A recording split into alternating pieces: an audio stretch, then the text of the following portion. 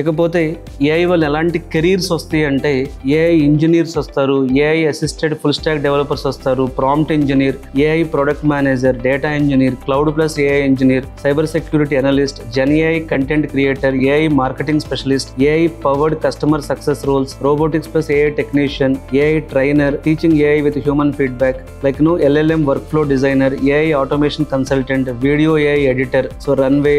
లాంటి టూల్స్ వాడి, design ads plus AI optimisation expert, AI HR recruiter, AI business analyst, edtech AI tutor, agent based teaching వస్తుంది, personal AI assistant designer. ఇప్పుడు చాలా మంది అనుకుంటూ ఉంటారు ఎలాంటి జాబ్స్, ఎలాంటి రోల్స్, ఎలాంటి కెరీర్స్ సేఫ్ అని. ఎవరైనానండి, ఇప్పుడు మీరు టీచర్ అనుకోండి, teacher who uses AI, doctor with AI diagnostic support, lawyer who uses AI research tools, designer using gen AI tools, manager with AI awareness, entrepreneurs using AI to scale the business, skilled traders with AI assistants, so psychologists and counselors with AI